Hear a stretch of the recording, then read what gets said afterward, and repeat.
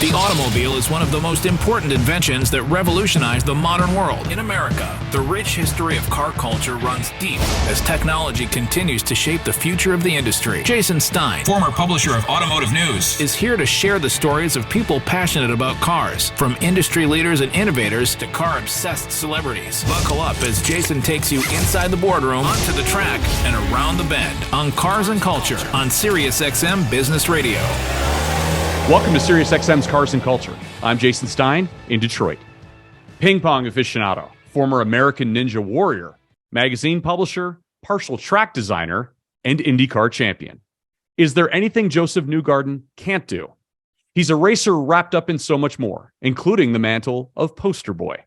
As has been said in many places, perhaps the biggest compliment that can be paid to Josef Newgarden today is the title of IndyCar spokesperson. Indeed, he's the face for a new generation of open-wheel driving in America. Josef Newgarden on the high side. Newgarden looking outside. It's going to be a drag race. Newgarden has done it. Newgarden wins on the final lap. You're a man. How about that? Wow. That epitomizes it is not over until it's over. Josef Newgarden and the PPG Chevy wins in Texas. Let's go. Good team. Polished, articulate, adept.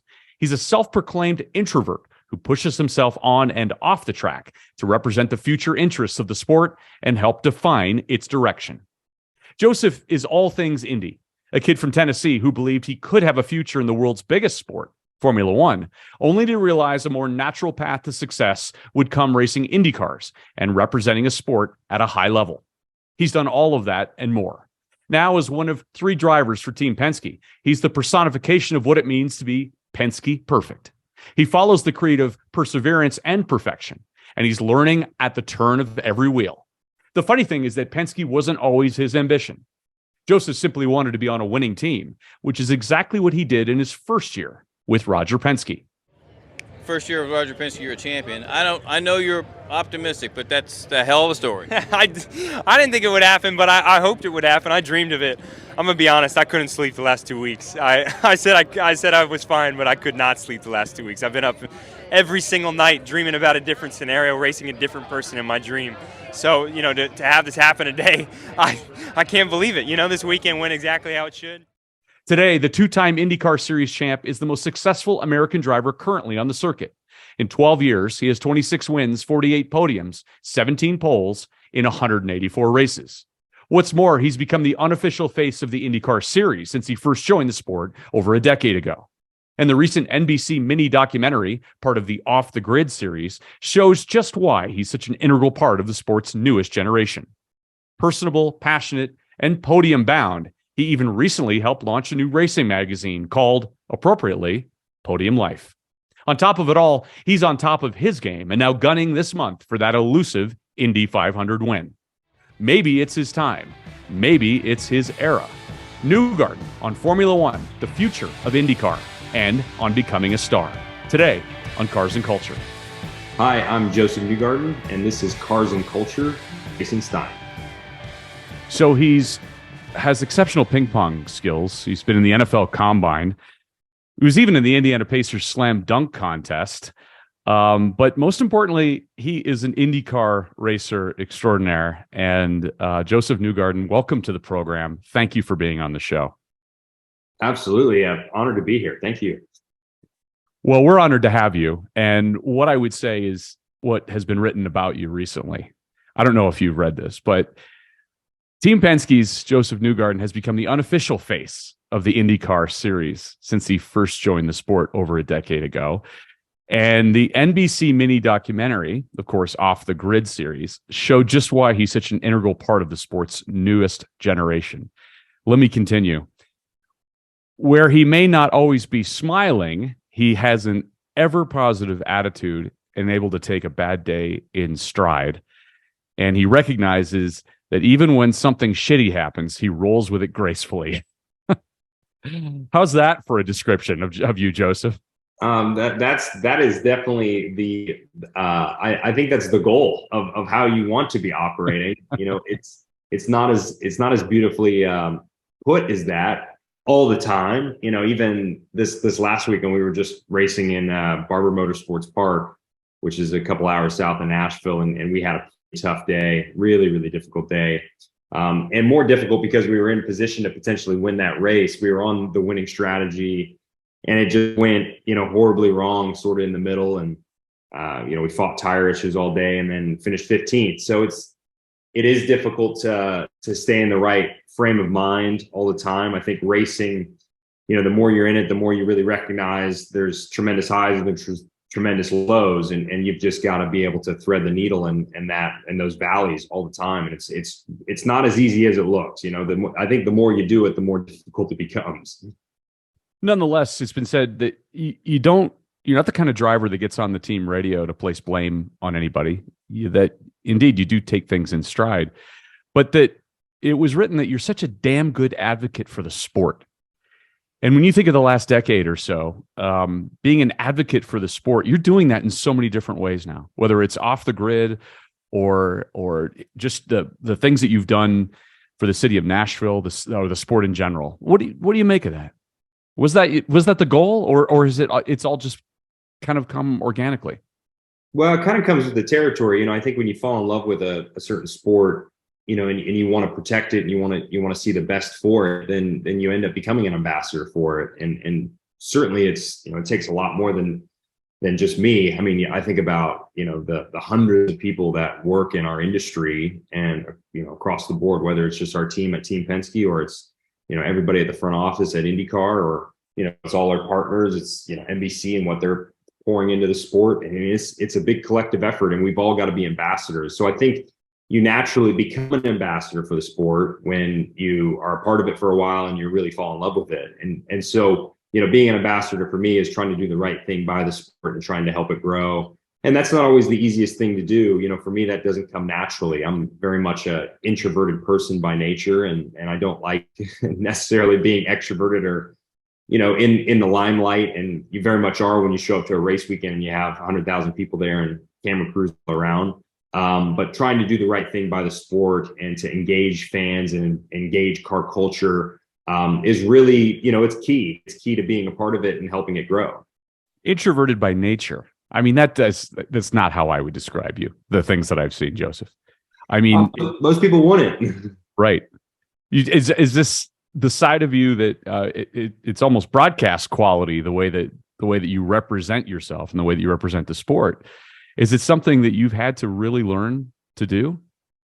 I've tried to. I've really just tried to be a student of, the environment and learned about, all facets of what makes the sport go. It's so much more than just driving the race car fast. I mean, on the surface level, that's what it looks like. And that's an important piece of it. You've got to be talented. You have to be able to, drive the car with extreme bravery and confidence and just be great at that. But man, there's a million other pieces that are involved in it. And, you really, I think when you're a student in the sport, you start to dive into what makes everything really work. And I've tried to, understand all sides of it, not just, driving the car really well and fast. Is that going to keep my job underneath me? Or is there other parts to this that I can master and become good at that, can also be job security. So I've really tried to understand it from all angles, and you just get better at it with time.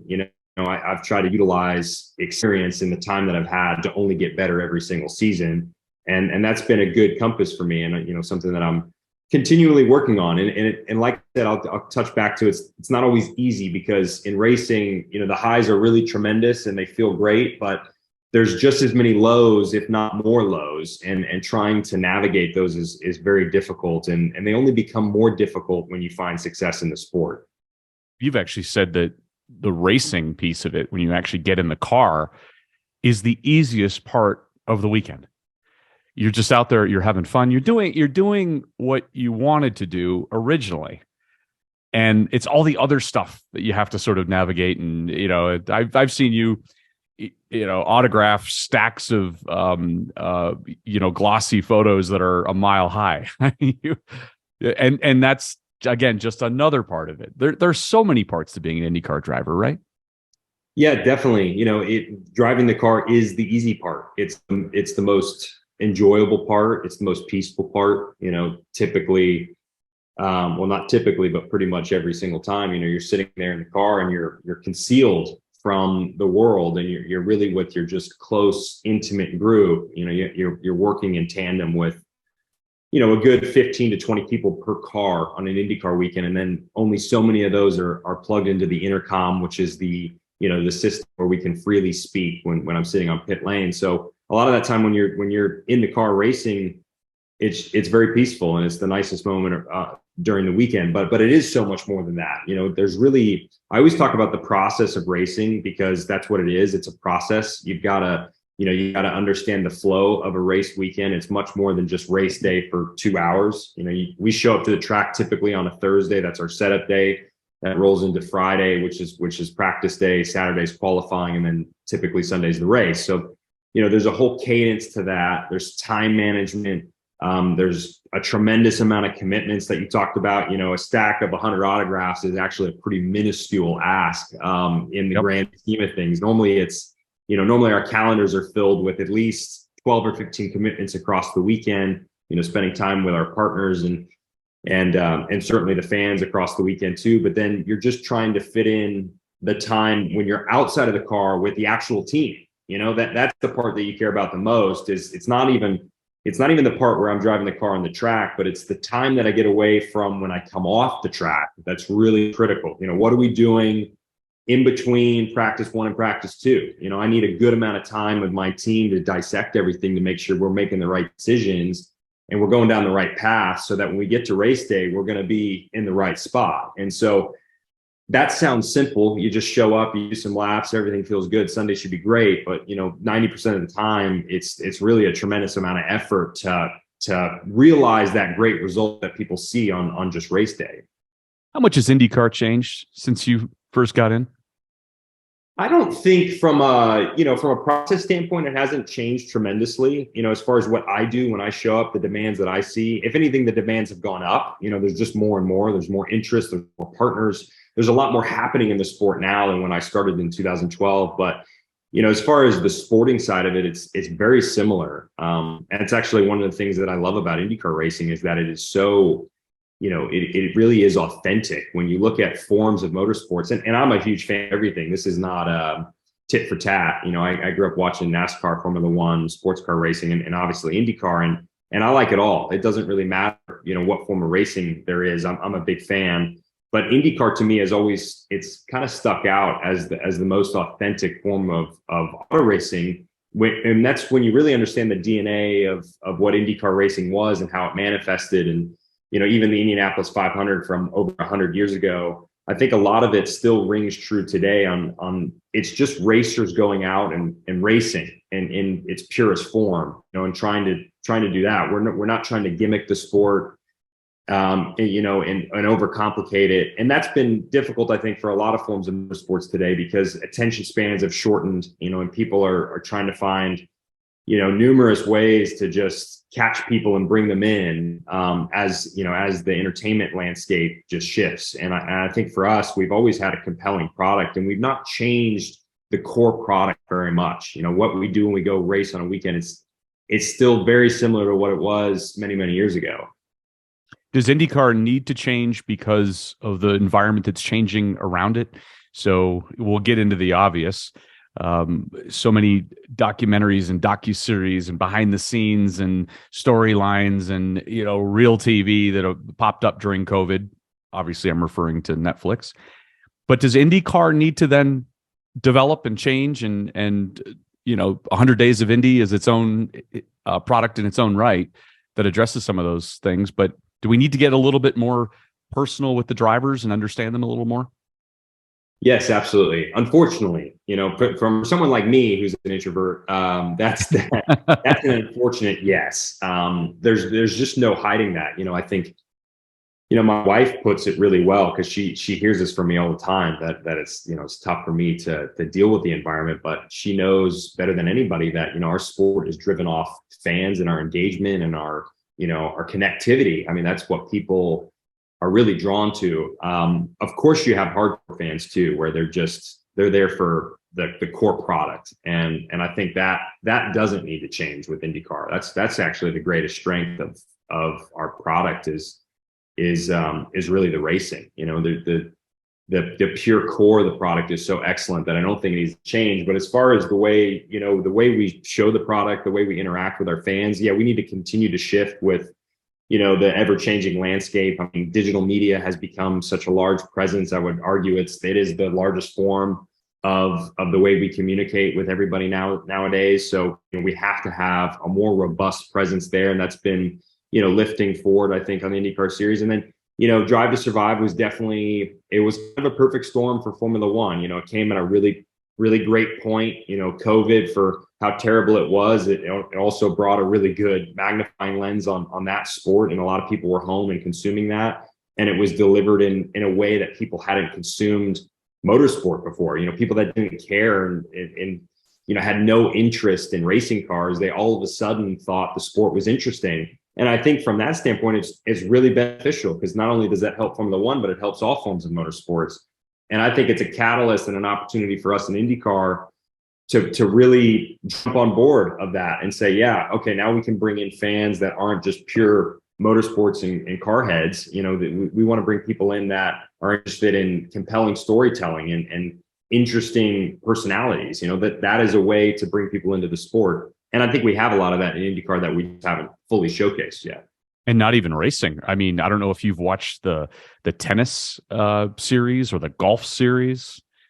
I don't know if you're a golfer at all, but I watched Full Swing. I thought it was, you know, that's a great example for me, because, you know, I'm a little bit of a golf fan. Not really. I don't follow it that well, but I have a ton of friends in motorsports that are huge golfers that are way into it.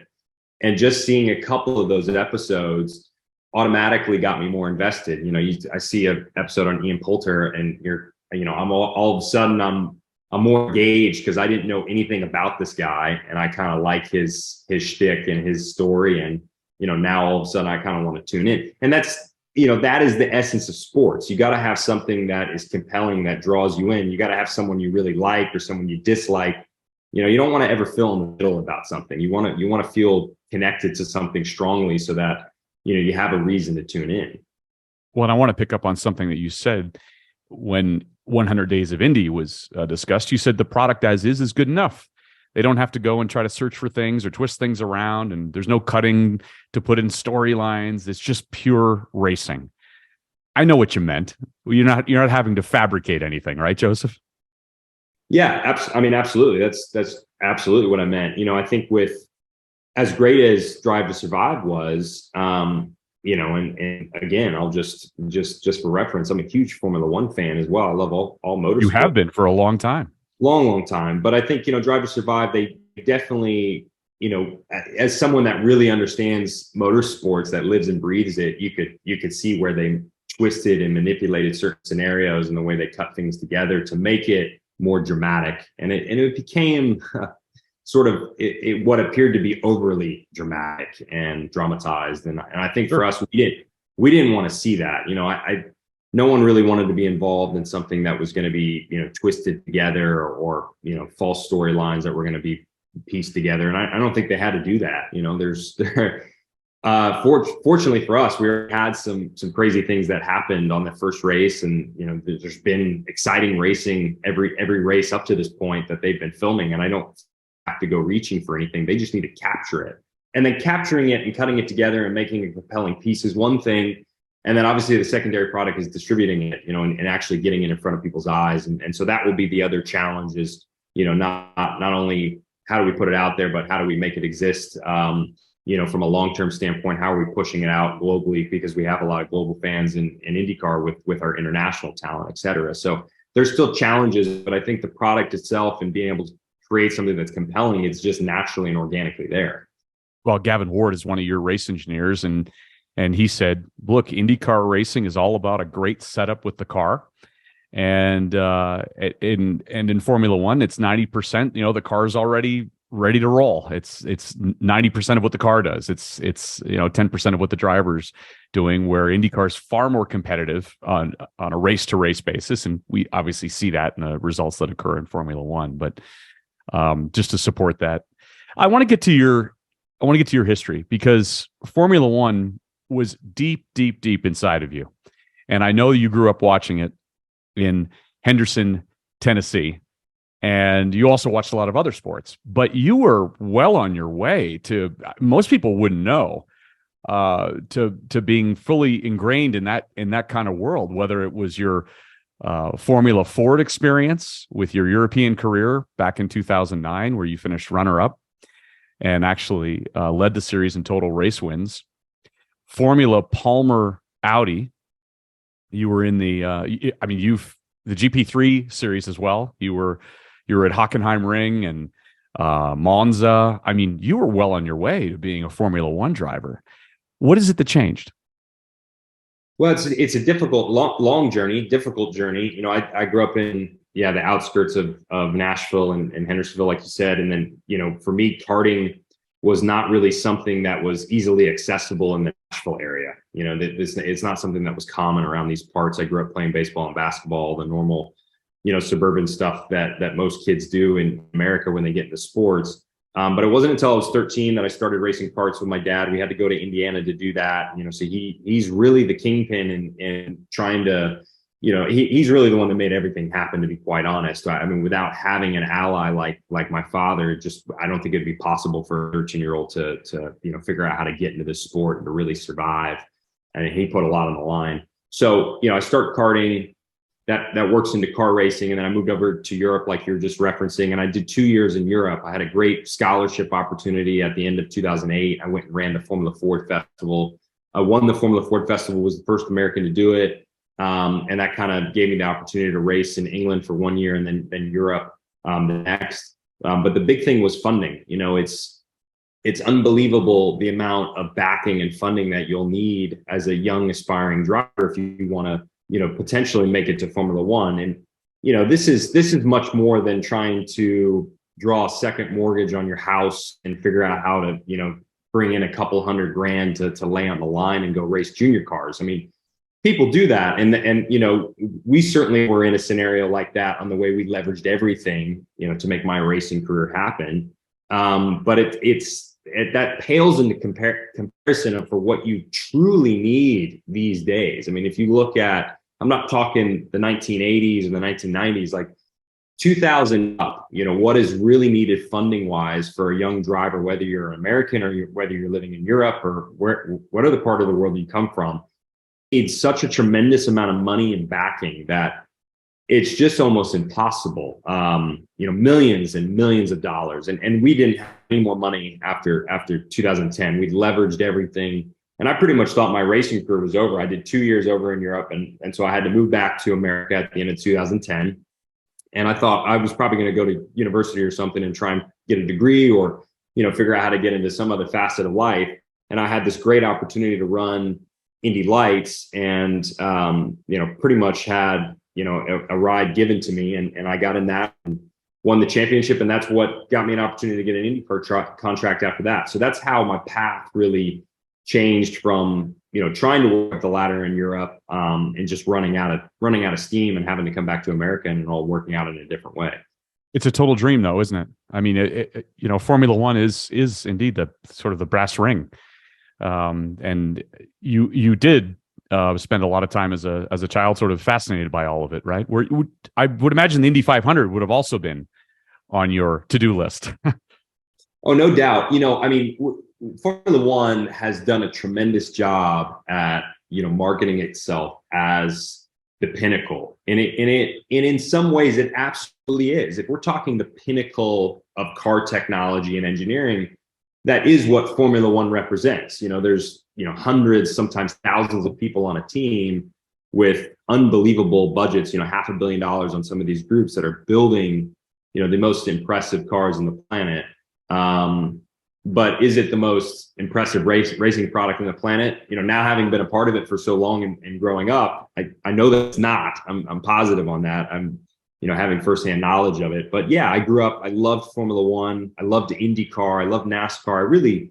I watched everything. It wasn't everything. Yeah. Yeah. It wasn't going to be, it has to be this or nothing else. It was never that way. I for sure was captivated by Formula One and a lot of what I was just saying, because they've done a tremendous job at marketing the pinnacle of motorsports. And that's really what you looked at when you were a kid. A lot of kids still do up to this point. It's getting tougher. I think kids are starting to look at different forms of motorsports much more often now, because the journey to Formula One and the ability to get there has become smaller and smaller and smaller. And now it's almost near impossible. You have to come from near royalty nowadays if you want to try and even make an attempt or a journey to Formula One. That's kind of the odds that are stacked against you.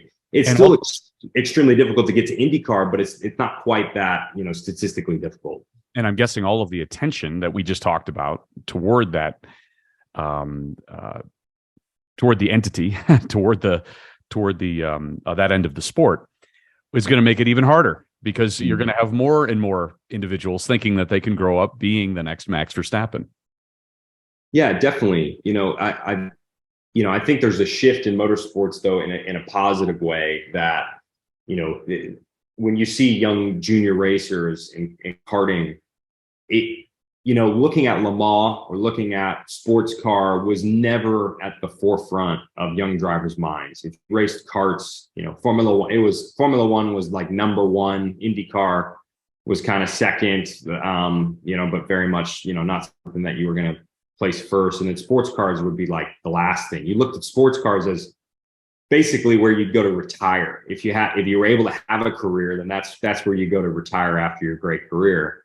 And it's completely flipped. You see all these amazingly talented people that, are all Formula One quality, that run sports cars from an early age now, and, run for manufacturers at Le Mans, and that are trying to get into IndyCar and, trying to work over into our world.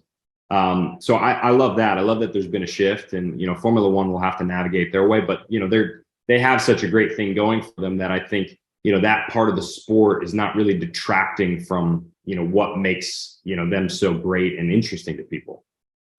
Tim Cindric, who's the president of Team Penske, said that a lot of people grow up wanting to be a Penske driver. You weren't necessarily one of them. You just wanted to be on a great team. What have you learned in your time on Team Penske, what is the phrase? The Penske Perfect, the Penske Perfection, the way that all of you operate in a Penske way? It's really been, a tremendous honor to be a part of the team. It really has. Tim's right. I've expressed this to Tim because a lot of people will, come to this team and they'll have that storyline that, it was a dream to drive for Team Penske. And that's true for a lot of people. I think, you grow up and you idolize the greatest groups out there. Team Penske is absolutely one of them. If not, it could be argued that they're the best team in the history of motorsports as well. But they're certainly one of the best. There is no doubt about that. And for me, it was never, I didn't grow up idolizing and dreaming about driving for Team Penske. I never looked at myself that way. I really just wanted a great opportunity to, compete in racing and to prove myself. That's all I cared about. I didn't know where that was going to be or what that would look like. I had no idea of that. And even when I finally broke into IndyCar and had a young rookie contract, Penske for me was not something I ever thought they would, entertain. I just didn't think they looked at me as someone that would, be a part of the group. So when I was given the opportunity, I really tried to, grab a hold of it with both hands. And it has been just a tremendous honor to be a part of it. I've learned a lot. I've grown a lot within the sport. I grew a lot before I got to Penske, and then certainly I've just grown even more, exponentially across my years that I've been able to work here. And they do have, a certain process. They have a way about going, about their business. One of the misconceptions I had coming into it, I used to, when I was driving for 5 years in IndyCar before joining Team Penske, I always thought that they seemed very sheltered and certainly, not lighthearted. There's some teams that you're on, and you just have a really great time when you go to the track. And I didn't think that great fun attitude was really present at Team Penske. And then when I joined the team, and now I've been a part of it for a long time, it's going to be further from the truth. I think what you notice is the intensity of the workmanship. When you're at the track, everyone is very laser focused on their job and their commitment to the team and the organization. But when you're within it, it's really a tremendous environment. I've had some of the most fun I've ever had in racing being a part of Team Penske, and we have such a great connectivity amongst the entire team. We're not siloed. I think that's one of the most impressive things you'll find at Team Penske, and it's definitely very different than other teams in IndyCar, which I think some are trying to model now. But typically you'll get if it's a 3-car team on Team Penske, the cars are not siloed in that the 2-car, the 3-car, and the 12 are their own operating styles, and that, the mechanics that are in each car are only working on that car. That's not how it works. Everyone works on everything.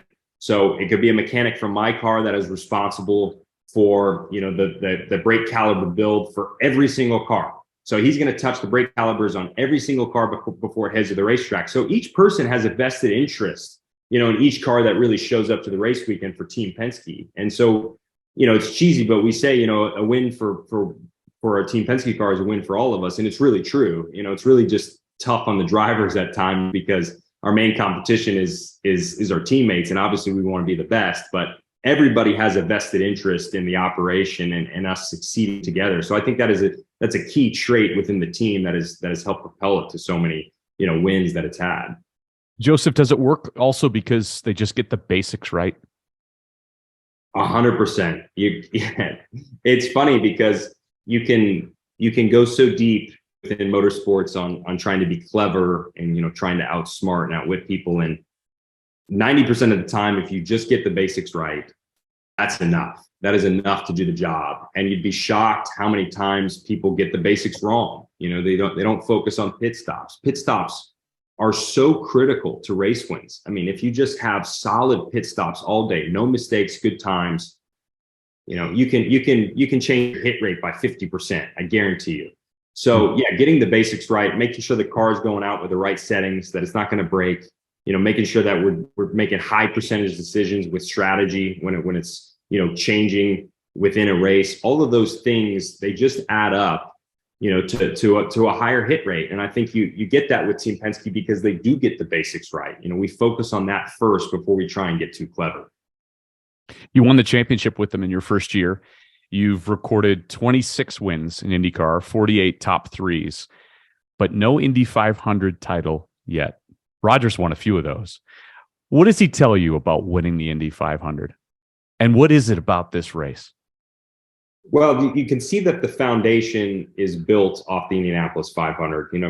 If you meet Roger Penske and you learn about the Penske Corporation, the entire group, really that brand and that entire company is built around the Indy 500. Certainly for Roger, his commitment to the sport, his passion for it was all manifested through the Indy 500. That's what he grew up watching. It is, it's certainly the greatest race that we have in the United States, and can be argued that it's the greatest race that we have in the world. It's still the highest attended single day sporting event. There's 350,000+ people there that are on race day. What it means, the heritage, the history. It's over 100 years old. I think this is going to be our 107th running. I mean, it really is an outstanding event. And so for Roger, we always put the Indy 500 first, and you can tell how much it means not only to him but the entire team. And when you kind of set your priorities for the year, that's always going to be first, followed by the championship, and it's those two goals. For us, the last couple of years, it's been difficult. We've not quite had the speed that we've typically had or what's been expected, and so we've been working on actively rectifying that. And I'm quite excited about our opportunity this year in 2023, but. Yeah, there's just a lot that you could dive into just specifically at that race, but it really is a part of the fabric and the DNA of the Penske brand. You've said with Indy, you've got to show up on that day and be really good. But I'm sure that means really good from every aspect that is in some ways probably incalculable. So how are you going to be really good this year? Yeah, it's tough. Timing makes it hard at the Indy 500. You have more time to do whatever than any other race. It used to be, it's called the month of May, right? You would show up as the month of May. You're pretty much there the entire month. That's what it used to be. And back in the day. And so you'd have, nearly 30 days at Indianapolis, and every single day you could be practicing and trying to refine your race car, make it faster, get it prepared. It's been condensed, but it's still a lot of time. You're practicing essentially for an entire week now, which leads into qualifying weekend, and it's a 2-day qualifying process. Then you have more practice afterwards for a couple more days the following week. Then you get to drive in the Indy 500. It's not a typical schedule that we're used to seeing. We're used to a condensed 3-day process with practice, qualifying, and racing over a 3-day span. So because there's so much time available, it's, yes, you can get a lot right because you can go through so much, but you can also get yourself turned around pretty easily. So I think timing and cadence is really critical at Indy. And that's why when you talk about Indianapolis, it's really only one day that matters. Yes, you have to qualify and you have to make the show. Yes, you have to utilize the practice time. But the only day that matters is race day. That is the only day you got to show up and you got to be perfect on that day. And everything has to go right. You have to have great pit stops all day. You can't misstep on strategy. I've got to do a great job inside the car. And we've got to read the conditions. Indy is all about conditions as far as track temp, wind direction, et cetera. That's constantly moving our setup and what we're looking for to optimize a specific day. And on race day is the day you really got to get it right. And so because there's only one chance every year, this grand, spectacular event, there's so much pressure to it. And, I think that's what makes it so difficult and why, everybody shows up and why it means so much when you get it right. You still get butterflies? Oh, yeah. Oh, I don't know how you couldn't. If you don't, I think something's got to be wrong or you're lying. There's just no way you couldn't. Well, it's the grandeur of it all, right, Josef? It's everything that you said. It's the attendance, it's the buildup, it's the history. It's, there was this famous photo of Roger with all of his trophies kind of fanned out, in front of him. 16 times, I believe, with Roger. I think it's 18. 18 times. Higher, yeah. Yeah. Incredible. You're a magazine publisher now. Tell me about Podium Life. Let's change gears, Josef. You and I, just a couple of publishers sitting around here. I used to be one. You are one. Well, What's it mean to be in Podium Life? I told you I was trying to expand, and figure out all facets of the sport. No, it was a great opportunity at Podium Life. I really love the mission. I love the incentive behind it. It's created by other, car aficionados, people that love not only motorsports, but car culture. And, it was really manifested to try and create a common space where you could pull together all the relevant and interesting things that are cars and car culture and motorsports. Whether that's, interesting posters or art or, pieces or memorabilia, or maybe it's a new podcast, or, maybe it's this new content series, this new book. There's just so many great things that motorsports and car fans are looking for constantly. And this is really a place to bring it all together, and to keep people updated on what you should be looking out for. So I loved the idea. I loved the brand of it. It just, for me, it's like you want to live that podium life. And it really just rang true to me. I was like, I think I kind of already lived the podium life. And I know if I wasn't living the podium life, then I would want to be doing that. Yeah, right. So I sympathize with every other car head out there that wants to be doing this. And I feel so lucky to be a part of it. And so that's what Podium Life really is. It's kind of an online magazine, if you will, and it's in a different format than what you would traditionally get 30 years ago. But it's in that same spirit, and it's updated and, trying to keep people abreast on what's great and what's interesting in car culture and motorsports. How'd the idea come together? It wasn't my idea. It was Daniel Incandela. He's someone that used to work in IndyCar back in the day in the marketing department, and super great guy, big car aficionado as well, huge sports fan, like all of us. And, he had this really great idea, and it was very personal to him because he kind of scours the internet looking for all this great stuff all the time, like a lot of us do, and wants to be updated on what's going on. So it was really his brand vision and idea, and I just wanted to be a part of it. I thought it made a ton of sense, and it's something that resonated with me. You're a big Forza Motorsport player on Xbox, right? I mean, you're a total gamer. You've been a gamer for a long time. Yeah, I was. That's kind of when I was young and I raced karts back in 2006, 2007. That was the game to be a part of, was Forza Motorsports, so I played it religiously when I wasn't at the track, and was all about time trials and trying to set, the quickest time. There's millions of people that would set times on leaderboards for each track and certain car classes, and I would want to be in the top 10 of every leaderboard for every track. And so, things like that kept me hooked and engaged in motorsports. And obviously now it's just, it's changed dramatically from 2006, 2007 to just a console game to, you have these you have these games like iRacing, which are PC based, and you have these, huge connected bases of motorsports sim racers, hundreds of thousands across the world that are engaged in this type of competition. So it's really amazing to see what's happened to the culture of gaming, but it's still very relevant today. And it's actually a big part of what we do. We test in simulation more than we do in reality, and it's just kind of keeping up with the times and the regulations and the way that it's the way that it flows. So you were a brand ambassador for Forza Motorsport. Forza Motorsport 8 is coming out this year. Do you have your copy already? I don't. I'm excited to see the new launch, but I'm with everybody else. I'm waiting too. Anybody tease you about playing racing games during your downtime? I mean, wouldn't you want to break from racing and turn off that part of your brain?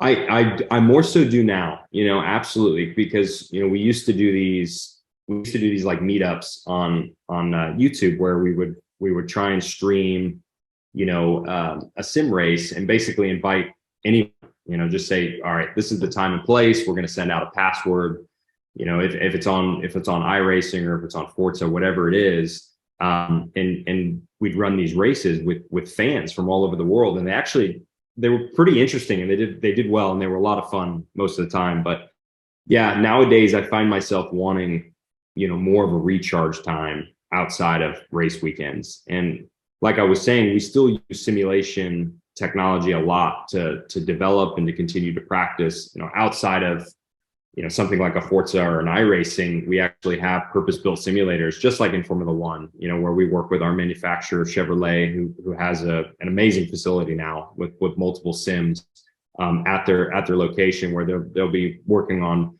NASCAR models or an IndyCar model, and we're there quite often, developing our race cars and trying to prep for race weekends. So even if I wanted to get away from simulation, I really can't, because it's still a part of my day job. Yeah, exactly. GM's Mark Royce has been on this program. How cool is it to have a manufacturer who just every weekend he'll put something out onto Twitter or Instagram and, congratulations to Team Penske. And God, we did it again at this track. I mean, to have the OEM representative so involved has got to be really special for you. Oh, it definitely is. And as you know, Mark is all in. He is just a tremendous supporter. I love working with Mark and having his support from GM. And really everybody else. It's a big team. They've got a huge team on the Chevrolet side that not only builds our engines, which is significant to what we're doing at the racetrack, but they're very instrumental from an R&D standpoint too, on the way we go racing and how we maximize what we're doing at the track. But they are all in. I get texts from everybody at GM after the fact if we do well, and they don't miss a beat. So it makes a difference, having racers. And that's what I would say, Mark's a racer, and really everybody at GM, they are racers to the core. And those are the type of partners that you want to have. A few final things. I mentioned at the opening, you're a really talented ping pong player. And in fact, you've hosted an annual celebrity tournament during May that raises funds for the Serious Fun Children's Network. Tell me a little bit about that. Yeah, it was a fun opportunity. Ping pong's always been, it's always been around when I was growing up, and I love playing ping pong, and most racers actually do. If you set up a table, it typically happens during the month of May. Someone will have a ping pong table, and you'll just get little downtime. Yeah, you'll get a crowd of people that are, we just got off the track for 5 hours testing, and then everybody will make a crowd and we'll play, ping pong games together. So I thought it would be a fun charity event. I'm like, look, if we're going to do a charity event, and this one benefited Serious Fun Children's Network and Wags and Walks out of Nashville, two great charities that I really care about. I was like, we're going to do this. Why don't we make it something fun where, people are going to commit time and, try and be a part of it. They could just be something easy that everyone can enjoy. And ping pong made a lot of sense. So we started doing that, I think about 5 years ago now. And it's been really great. We get a ton of support from IndyCar drivers. I actually moved it recently to Nashville for in front of the Music City Grand Prix, and that was really great. Then we were able to get some Nashville contingent out, and yeah, to me it's a fun and easy way to do it. You helped. Speaking of that, you helped design, create that Nashville track that goes in and around the stadium. which is, ultimately super cool from an aesthetic standpoint and obviously for the city itself. What did you learn in trying to put a track together? Well, I was really late. I was at the tail end of it. They had done most of everything, and they were still looking for input towards the end. And unfortunately, a lot of it was just constrained by, the streets and the layout of the city. We could only adjust so much from what was, given a green light from the county. And so we tried to make some adjustments. There was things when I first showed up, I said, this is going to be a problem spot right here. And I think we need to, widen this section, et cetera. And you could only do so much, you can only move sidewalks so much. You can't move buildings, et cetera. So that's always the challenge of street course racing. And I think it will evolve, it's going to have to, because the Titan Stadium now is going to be demolished. They're going to rebuild Titan Stadium, which is what we use as an infrastructure for all the teams. So it's going to be interesting to see how it takes shape, but I'm a big fan of the event. It really is, it's a city that we need to be in. It's very well supported here in Nashville. Nashville just loves a party. They love an event. And so they go hand in hand together. And I think we can make the track even better for the future after this year.